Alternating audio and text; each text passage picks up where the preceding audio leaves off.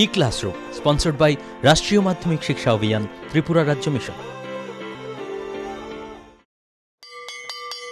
মাধ্যমিক স্তরের শিক্ষার গুণগত মানকে সুনিশ্চিত করার লক্ষ্যে রাষ্ট্রীয় মাধ্যমিক শিক্ষা অভিযান, ত্রিপুরা রাজ্য মিশন কর্মরত মাধ্যমিক স্তরের শিক্ষক ও বিদ্যালয় প্রধানদের প্রশিক্ষণ, বিজ্ঞান শিক্ষণ সামগ্রী প্রদান, ছাত্রীদের আত্মরক্ষামূলক প্রশিক্ষণ, মেধায় পিছিয়ে পড়া ছাত্রছাত্রীদের বিশেষ শিক্ষাদান, প্রতিবন্ধীদের জন্য অনুদান, রাজ্যে কলা উৎসব আয়োজন সহ অন্যান্য কর্মসূচি রূপায়ণ করছে। জানেন কি, বিদ্যালয় ছুট সারা দেশের একটি জ্বলন্ত সমস্যা। এই সমস্যা সমাধানে রাষ্ট্রীয় মাধ্যমিক শিক্ষা অভিযানের উদ্যোগে আগামী 1 জানুয়ারি থেকে সপ্তাহব্যাপী বিদ্যালয় ফিরে চলো কর্মসূচি গ্রহণ করা হয়েছে। 14 থেকে 16 বছর বয়সী সমস্ত ছেলে মেয়েদের মাধ্যমিক শিক্ষা সম্পূর্ণ করার জন্য আপনারা সবাই এগিয়ে আসুন। মাঝপথে যারা লেখাপড়া ছেড়ে দিয়েছো বন্ধুরা, তোমরা বিদ্যালয়ে আবার ফিরে এসো। রাষ্ট্রীয় মাধ্যমিক শিক্ষা অভিযান।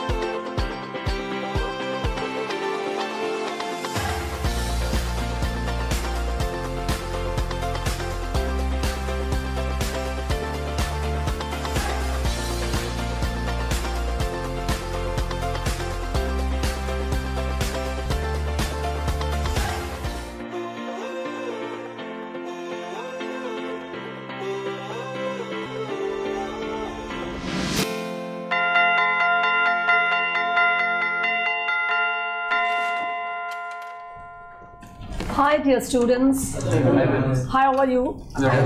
Okay, sit down. অঙ্কিতা, তোমার ছোট ভাই এখন কেমন আছে? ভাই ভালোই আছে। হাতের ক্ষতটা কমেছে? শুকিয়ে গেছে, শুধু একটা দাগ রয়ে গেছে। আচ্ছা বসো। তোমরা নিশ্চয়ই সবাই জানো অঙ্কিতার ভাই যে ইনজিওর্ড হয়েছে, এবং অনেকেই হয়তো দেখতে গেছে ওর ভাইকে, অনেকটা কেটে গেছিল। এখন অঙ্কিতা নিজেই বলছে ওর ভাই ভালো হয়ে গেছে এবং দাগটা আছে, কিন্তু ওই জায়গাটা ক্ষতটা আর নেই, শুকিয়ে গেছে। এখন এটা কীভাবে হয়েছে? তার কারণ হচ্ছে আমাদের দেহ কি দিয়ে তৈরি? সেল দিয়ে তৈরি, কোষ দিয়ে তৈরি। এই কোষগুলো যখন ম্যাচিওর্ড হয় তখন এগুলো কি করে? বিভাজিত হয়, মানে সেল ডিভিশন হয়। এই সেল ডিভিশনের ফলে আমাদের বডিও গ্রো করে, আবার কোনো ক্ষত জায়গাটাও রিপেয়ার হয়ে যায়, আবার আমাদের রিপ্রোডাকশনও হয়, নতুন নতুন অফস্প্রিং বা ডটার সেলস দেখা যায়। এখন ওর ভাইয়ের কেসটাও সেম হয়েছে। এখানটা তো ক্ষত হয়ে গেছিল, তো কেটে গেছিল। এইখানে যে সেলগুলো ছিল, কোষগুলো ছিল, সেই কোষগুলো বিভাজিত হয়েছে। বিভাজিত হওয়ার ফলে এখানে মানে আগের যে চামড়াটা ছিল এটা পড়ে গেছে, পড়ে নতুন চামড়া গজিয়েছে। তাহলে এই যে এটার যে প্রসেস, সেটা হচ্ছে সেল ডিভিশন বা কোষ বিভাজন। এখন বলো তো, কোষ বিভাজন কত প্রকার ও কি কি? বলো। 3 প্রকার। কি কি? অ্যামাইটোসিস, মাইটোসিস এবং মিয়োসিস। ওকে, সিট ডাউন। তো আজকে আমরা মিয়োসিস সম্বন্ধে পড়ব, ঠিক আছে? কারণ অ্যামাইটোসিস, মাইটোসিস আমরা আগে পড়ে নিয়েছি। তো আজকে আমরা কি পড়ব? মিয়োসিসটা পড়ব। Scientists Van Venedin আর Sutton and Winiwarter in 1900 প্রথম দেখেছেন যে ওনারা অনেক কোষ নিয়ে আলোচনা করছিলেন, পরীক্ষা নিরীক্ষা করছেন, করতে করতে দেখলেন যে জনন কোষগুলো যে সেগুলোর ক্রোমোজোম সংখ্যা মাতৃকোষ থেকে অর্ধেক হয়ে যায়। কারণ আমরা জানি লিভিং সেলের মধ্যে কতটা ক্রোমোজোম থাকে? টুয়াইস এর নাম্বার অফ ক্রোমোজোম থাকে, কারণ সমস্ত লিভিং সেলই ডিপ্লয়েড টাইপ, ঠিক আছে? তো এখন scientist Van Beneden, Sutton and Winiwarter ওনারা বলছেন যে জনন কোষ যেগুলো ফর্মেশন হচ্ছে সেগুলোতে half number of chromosome of that mother সেলের, মানে মাতৃকোষের হাফ নাম্বার ক্রোমোজোম নিয়ে ওরা সৃষ্টি হচ্ছে। তাহলে দেখো এখানে টুয়াইজেন ছিল আর এগুলো হয়ে গেছে কি? Haploid cells. তখন scientist Farmer and Moore in 1905 উনি এই সেল ডিভিশনটা যে মাতৃকোষ থেকে জনন কোষগুলো হাফ নাম্বার অফ ক্রোমোজোমস নিয়ে জন্মাচ্ছে সেটাকে নাম দিয়েছেন মিয়োসিস রূপে, ঠিক আছে? এখন এই মিওসিস কথাটা কোত্থেকে এসছে? মিওসিস একটা গ্রিক ওয়ার্ড যেটা হচ্ছে মিয়ন, which means to make small or to lessen, মানে এটাকে ছোট করো বা কমিয়ে দাও। মিওসিস কথাটার যে গ্রিক ওয়ার্ডটা থেকে এসছে সেটা মানে হচ্ছে আইদার এটাকে ছোট করো আর না হলে কমিয়ে দাও। তাহলে মিওসিসকে যদি আমরা ডিফাইন করি বা মিওসিসের সংজ্ঞাটা কি হবে? মিওসিসের সংজ্ঞাটা হচ্ছে যে প্রক্রিয়ায় মাতৃকোষ থেকে 4টা অপত্য কোষ বা ডটার সেল জন্মায়, সেই ডটার সেলসগুলো হাফ নাম্বার অফ ক্রোমোজোম নিয়ে জন্মাচ্ছে। মানে যদি মাতৃকোষে টুয়াইজেন থাকে, মিওসিসের ক্ষেত্রে 4টা হ্যাপ্লয়েড কোষ জন্মায় বা 4টা অপত্য কোষ জন্মায়, যাদের মধ্যে হাফ নাম্বার অফ ক্রোমোজোমস থাকছে। যেহেতু দেখো অর্ধেক হয়ে গেল, তো এখানে টুয়াইজেন ছিল, এখানে কি হয়ে গেছে? এন হয়ে গেছে। সেহেতু এই ডিভিশনটাকে বলা হচ্ছে রিডাকশনাল ডিভিশন, মানে কমে গেছে। তাহলে এই ডিভিশনটা কোথায় হচ্ছে? কারণ আমরা পড়েছি মাইটোসিস হয় দেহকোষে, কিন্তু এই ডিভিশনটা হয় শুধু রিপ্রোডাক্টিভ সেলসের ক্ষেত্রে, যেখানে প্রডিউস হয় গ্যামেটস, হ্যাঁ, male gamete, female gamete, that means sperm আর ওভাম। আবার প্লান্টের ক্ষেত্রেও হয়, যেখানে স্পোর্স প্রডিউস হয়, এন্থার আর আর্কিগোনিয়াম। এবার দেখো, সায়েন্টিস্ট গ্রেগার মিওসিসকে ক্লাসিফাই করেছেন 2টো ভাগে, একটা হচ্ছে মিওসিস 1 আর একটা হচ্ছে মিওসিস 2। মিওসিস 2 আবার 4টি ভাগে ভাগ হয়েছে, প্রোফেজ 1, মেটাফেজ 1, অ্যানাফেজ 1 আর টেলোফেজ 1। সেম মিওসিস 2টাও এরকম 4টা ভাগে ভাগ হয়েছে, ওটাকে বলা হয় prophase 2, metaphase 2, anaphase 2 and telophase 2। তো আমরা আগে পড়বো মিওসিস 1টা। কিন্তু মিওসিস 1-এ প্রোফেজ ফেজটা আবার 5টি ভাগে সাবডিভাইডেড হয়েছে। কি কি? Leptotene phase, zygotene phase, pachytene phase, diplotene phase আর ডায়াকাইনেসিস। তো প্রথমে আসবে লেপ্টোটিন। আমরা জানি একটা সেল আফটার জন্মের পরে ওরা ইন্টারফেজ ক্রস করে আসে, যেখানে আমরা আগেই পড়েছি 3টা স্টেজ আছে, G1, S phase and G2। এই এস ফেজের সময় কি হয়?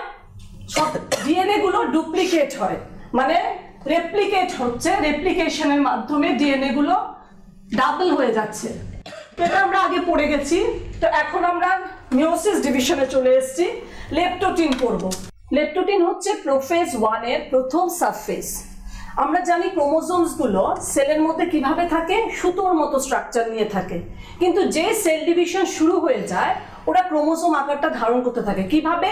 ওরা প্রথমে ছোট হয়, ছোট থেকে আস্তে আস্তে মোটা হয়ে যায়। সেরকম ভাবে ক্রোমোজোমস গুলো প্রথমে ছোট হলো, তারপর মোটা হলো, এখন এগুলো আমরা দৃশ্যমান, এখন আমরা এগুলো দেখতে পাবো। তারপরে হচ্ছে আমরা জানি হোমোলোগাস ক্রোমোজোম, সমসংস্থ ক্রোমোজোম। কে বলবে সমসংস্থ ক্রোমোজোম কাকে বলে? বলো। মিওসিসের প্রথম প্রবেশের লেপ্টোটিন উপদশায় পিতৃ ও মাতৃ ক্রোমোজোমগুলি জোড়া জোড়া অবস্থান করে। এরূপ এক প্রকার ক্রোমোজোমকে হোমোলোগাস, হ্যাঁ, সমসংস্থ ক্রোমোজোম বলে। ঠিক আছে, ভেরি গুড, বসো। তো এই হোমোলোগাস ক্রোমোজোমগুলি আস্তে আস্তে একজন আরেকজনের কাছে আসতে শুরু করে লেপ্টোটিন ফেজে। দেখো, এই যে আমরা জানি যে যখন রিপ্রোডাকশন হয়, একটা ক্রোমোজোম আসে পিতা থেকে, একটা ক্রোমোজোম আসে মাতা থেকে। এখন দেখো, পিতার ক্রোমোজোমটা সে নিজে একটা হোমোলোগাস সঙ্গে একটা, বাই ওই যে S1 ফেজ যেমন এখানে হয়, সেরকম আরেকটা ক্রোমোজোম তৈরি করে নিয়েছে, দেখতে পাচ্ছ? এই যে এই দুটোকে বলা হচ্ছে হোমোলোগাস ক্রোমোজোম। সেম মাতার ক্রোমোজোমটাও আরেকটা ক্রোমোজোম তৈরি করে নিয়েছে। তো এগুলো হচ্ছে হোমোলোগাস ক্রোমোজোম। আর যখন সে সেম ক্রোমোজোমের এই যে ক্রোমাটিডস গুলো থাকে, এগুলোকে আমরা বলি সিস্টার ক্রোমাটিডস। আর যখন দুটো আলাদা আলাদা ক্রোমোজোমের ক্রোমাটিডস গুলো থাকবে, তখন আমরা ওদেরকে বলবো নন সিস্টার ক্রোমাটিডস।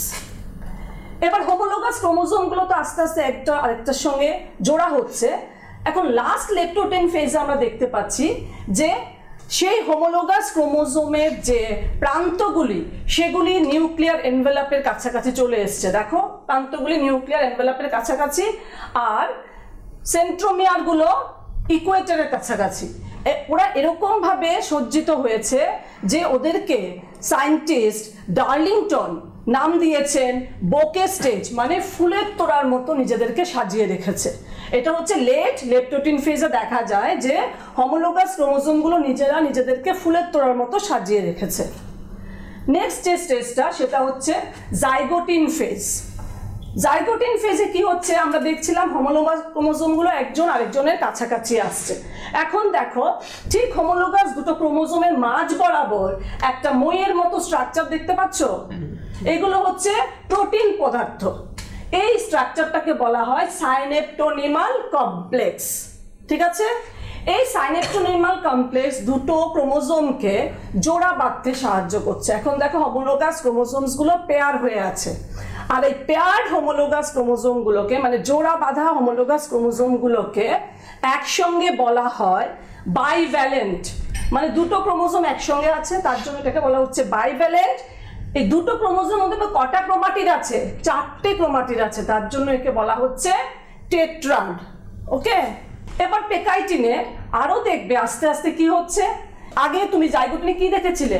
হাফ পোর্শন অবধি এই সাইনেপ্টোনিমাল কমপ্লেক্সটা ছিল। পেকাইটিন স্টেজে আস্তে আস্তে সবটা সাইনেপ্টোনিমাল কমপ্লেক্স ফুললি ফর্মড হয়ে গেছে। এবার হোমোলোগাস ক্রোমোজোমসগুলি কি করবে? ওরা নিজেদের মধ্যে জেনেটিক ম্যাটেরিয়ালটা বিনিময় করবে, এক্সচেঞ্জ করবে। হ্যাঁ, আর এইভাবে একসঙ্গে পুরোটা সাইনেপ্টোনিমাল কমপ্লেক্স দিয়ে যখন দুটো হোমোলোগাস ক্রোমোজোম একসঙ্গে থাকবে সেটাকে বলা হয় সাইনেপসিস। এই দেখো দুটো হোমোলোগাস ক্রোমোজোম একসঙ্গে আছে। এবার এই হোমোলোগাস ক্রোমোজোমের একটা দেখো গ্রিন কালারের যে হোমোলোগাস ক্রোমোজোমটা আর রেড কালারের যে হোমোলোগাস ক্রোমোজোমটা, ওরা কি করছে? ওরা নিজেদের মধ্যে এরকম ঠিক ক্রস একটা স্ট্রাকচার নিয়েছে। তার মানে কি, ওরা এই যে ক্রস স্ট্রাকচারটা নিয়েছে এইখানে ওরা জেনেটিক ম্যাটেরিয়ালটা বিনিময় করবে, এক্সচেঞ্জ অফ জেনেটিক ম্যাটেরিয়াল। এই স্ট্রাকচারটাকে বলা হয় ক্রসিং ওভার, এই যে স্ট্রাকচারটা। আর ঠিক এই যে স্ট্রাকচারটার মধ্যে যে পয়েন্টে একটা হোমোলোগাস ক্রোমোজোম আরেকটা হোমোলোগাস ক্রোমোজোমকে ক্রস করেছে সেই পয়েন্টটাকে বলা হয় কায়েজমাটা। পুষ্টিকর খাদ্য এবং শিক্ষা আমাদের নিতান্ত প্রয়োজনীয় জিনিস। আপনি কি জানেন বর্তমানে ত্রিপুরায় বিদ্যালয় শিক্ষা দপ্তরের অধীনে মধ্যাহ্ন আহার প্রকল্পের উদ্যোগে সবকটি বিদ্যালয়ে সবজি বাগান গড়ে তোলা হচ্ছে। ছাত্রছাত্রীদের পুষ্টিকর খাদ্য প্রদান করার লক্ষ্যে সেই বাগানে উৎপাদিত সার এবং কীটনাশকবিহীন সবজি প্রথম থেকে অষ্টম শ্রেণীর শিক্ষার্থীদের মিড ডে মিলে ব্যবহার করা হয়। চলুন শিক্ষার্থীদের স্বাস্থ্যকর এবং নির্ভেজাল খাদ্য প্রদান ও সুস্থ সমাজ গড়ার লক্ষ্যে আমরা সবাই এগিয়ে আসি এবং প্রত্যেকটি বিদ্যালয়ে সবজি বাগান গড়ে তুলতে বিদ্যালয় কর্তৃপক্ষকে সাহায্য করি।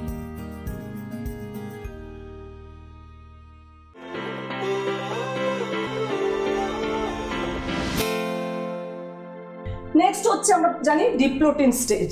এটা হচ্ছে ফোর্থ সাবস্টেজ অফ প্রোফেজ 1।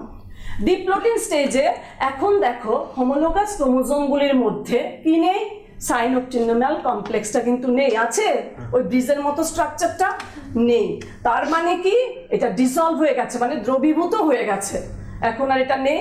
তো যেই মাত্র সাইনেপ্টোনিমাল কমপ্লেক্সটা দ্রবীভূত হয়ে যায় সঙ্গে সঙ্গে বাইভ্যালেন্ট যে স্ট্রাকচারটা ছিল দুটো হোমোলোগাস ক্রোমোজোম পাশাপাশি, সেই বাইভ্যালেন্ট স্ট্রাকচারটা সেপারেট হতে শুরু করেছে, একজন আরেকজন থেকে চলে যাচ্ছে। হ্যাঁ, চলে যাওয়াতে হোমোলোগাস ক্রোমোজোমটাও চলে যাচ্ছে, কিন্তু ওই যে ক্রসটা ছিল কায়েজমাটা, সেই কায়েজমাটাটা কিন্তু এখনো রয়ে গেছে। কায়েজমাটা ছাড়া বাকি সবটা অংশই কি হচ্ছে? একজন আরেকজন থেকে সরে যাচ্ছে। This is last phase of prophase 1, diakinesis. এই ফেজে কি হচ্ছে? ক্রোমোজোমগুলি আরো মোটা হচ্ছে, আরো এটা থিন হচ্ছে, ছোট হচ্ছে এবং আরো মোটা হচ্ছে। এবার এই ফেজে কায়েজমাটাটা টার্মিনালাইজেশন হবে, মানে কায়েজমাটাটা আস্তে আস্তে বেরিয়ে যাবে। তো কিভাবে বেরোবে?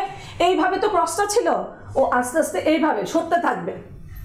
হ্যাঁ, ক্রসটা আস্তে আস্তে এদিক থেকে এদিকে যাবে, যেতে যেতে আস্তে করে বেরিয়ে যাবে।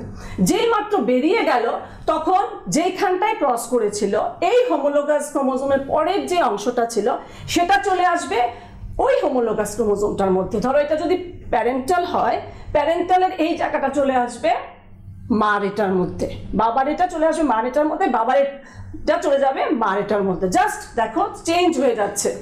আর আমরা জানি যে আমরা যখন মাইটোসিস করছিলাম প্রোফেজ 1 এর শেষটা, প্রোফেজের শেষটাতে কি হয়, নিউক্লিওলাস ডিসঅ্যাপিয়ার হয়, নিউক্লিওলাস অদৃশ্য হয়ে যায়, নিউক্লিয়ার এনভেলপও আস্তে আস্তে অদৃশ্য হয়ে যায়। তো এখানে ডায়াকাইনেসিস মানে প্রোফেজ 1 তো ডায়াকাইনেসিস অবধি, ডায়াকাইনেসিসে আসলে পরে নিউক্লিওলাস আর নিউক্লিয়ার এনভেলপ আস্তে আস্তে অদৃশ্য হয়ে যাবে।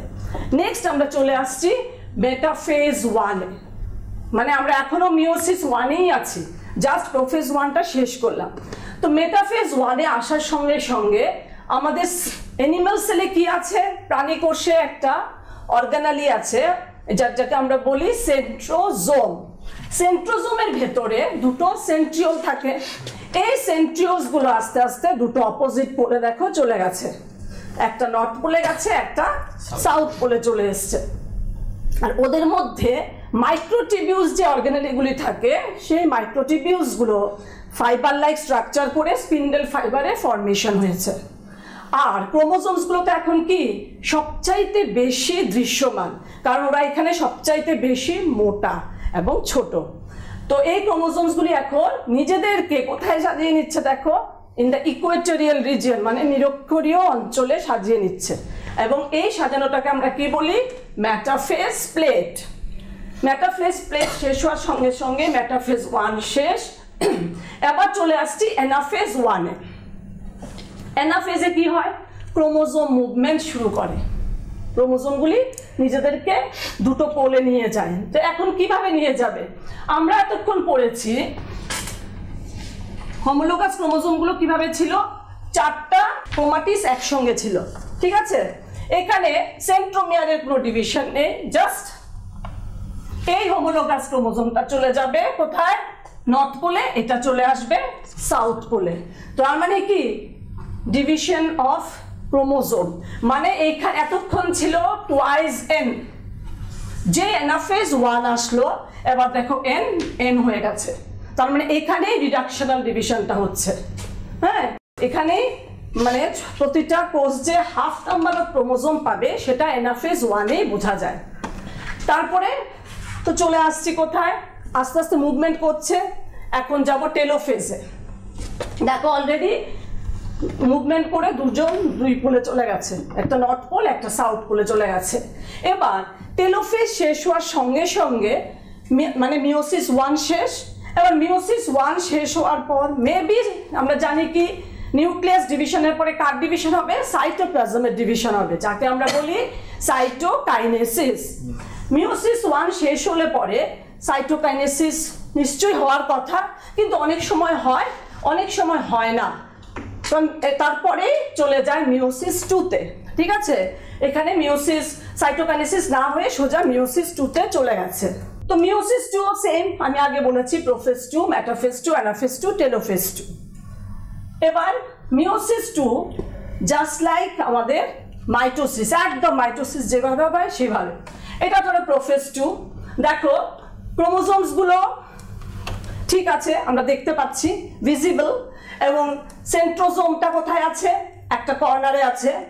কিন্তু যেই প্রোফেজ 2 শেষ হয়ে যাচ্ছে সঙ্গে সঙ্গে সেন্ট্রোজোম কি করলো, সেন্ট্রিওলটা দুদিকে চলে গেল, চলে যাওয়ার সঙ্গে সঙ্গে এই ক্রোমোজোমটা সেটা গিয়ে আবার মাঝ বরাবর মানে ইকুয়েটোরিয়াল রিজিয়নে গিয়ে নিজেকে সাজিয়ে নিল, মানে এখানেও আরেকটা মেটাফেজ প্লেট হলো মিওসিস 2-তে। এবার মিওসিস 2 শেষ হলে পরে আমরা আসছি অ্যানাফেজ, মানে আমার ক্রোমোজোম মুভমেন্ট শুরু করবে। তো আমরা এখানে যখন এখানে তো অলরেডি পড়েছি যে টেট্রাটা ডিভিশন হয়ে দুটো ক্রোমোজোম দুদিকে যাচ্ছে হাফ নাম্বার অফ ক্রোমোজোম নিয়ে।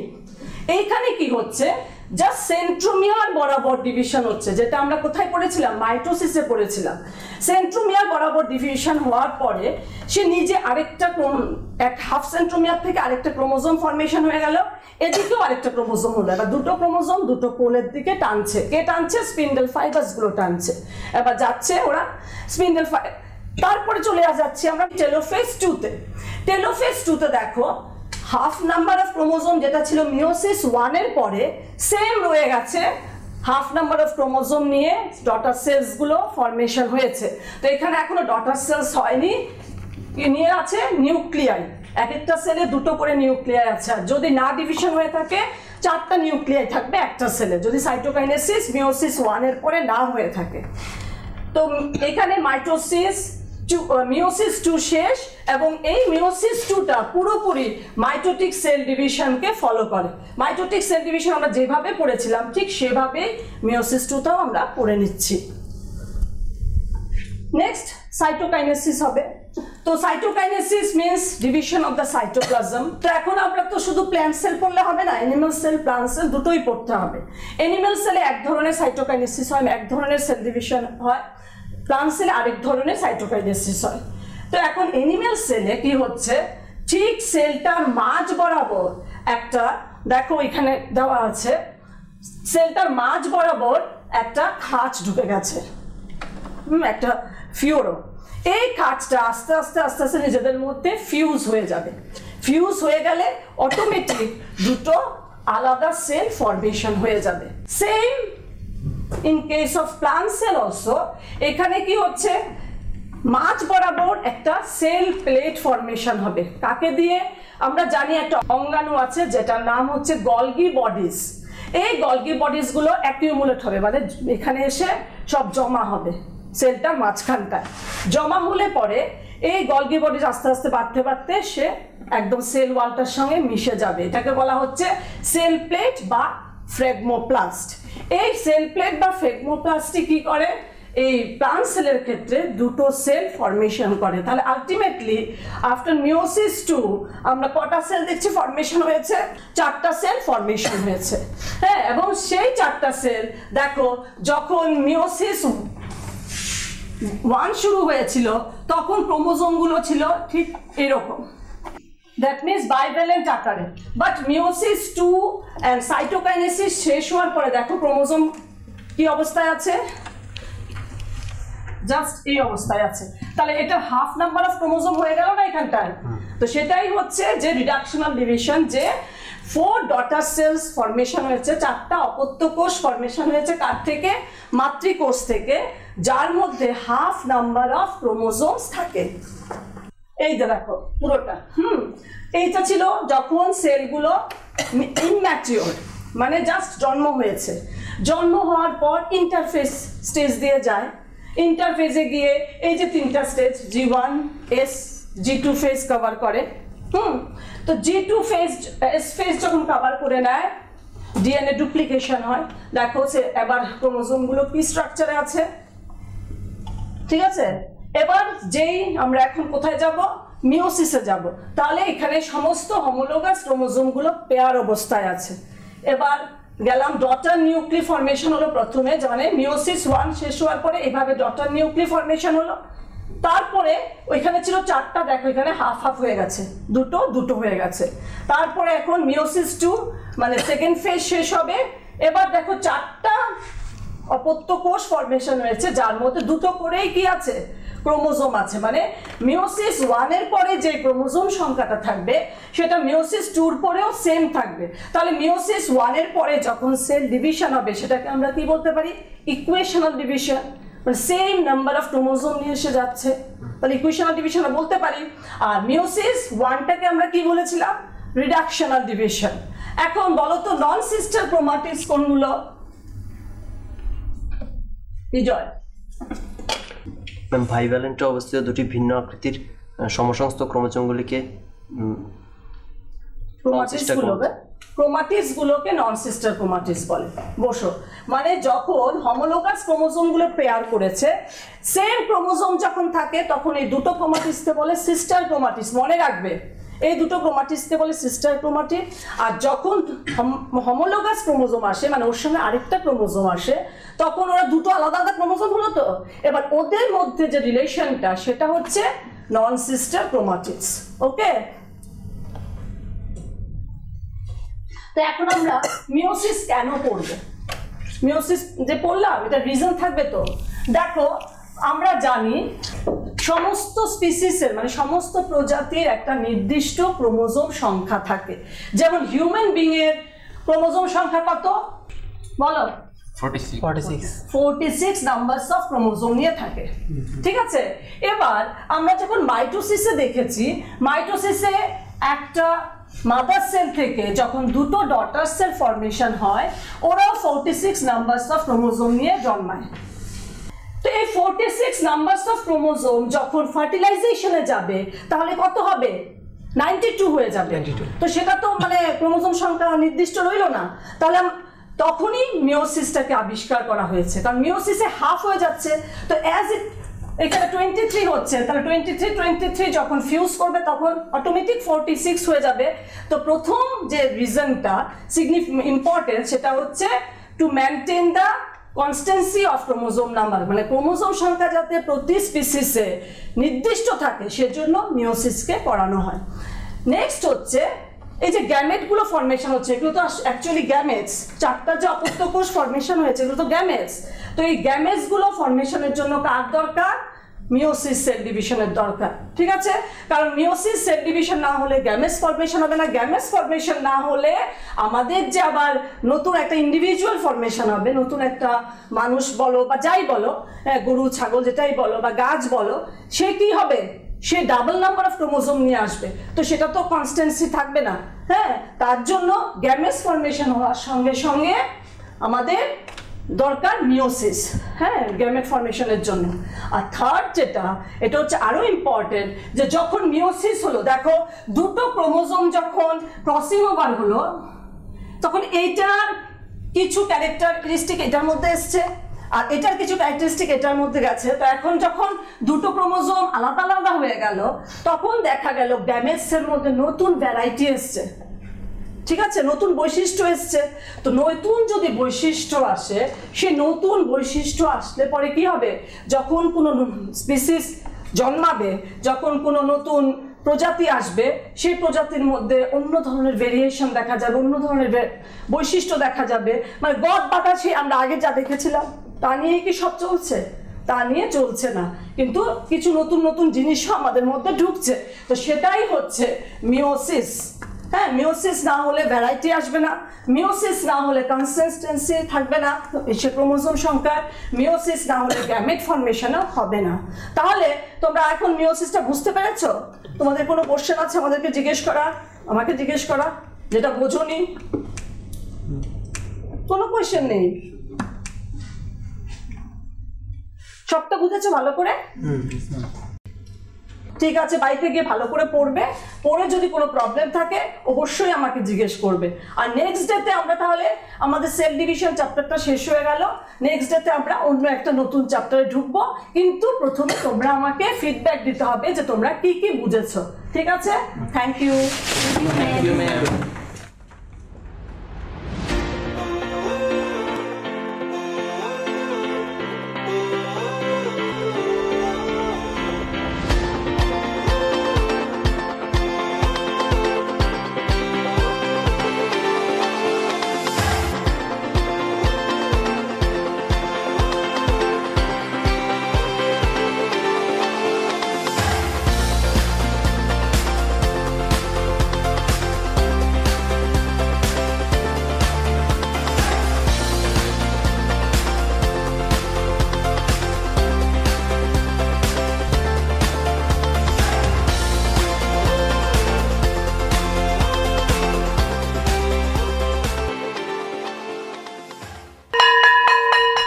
ড্রপ আউটের ঘুচিয়ে ক্ষত, স্কুলে পড়ুয়ার বাড়ছে ভিড়, সর্বশিক্ষা মিড ডে মিলে স্কুল সকলের আশার নীড়।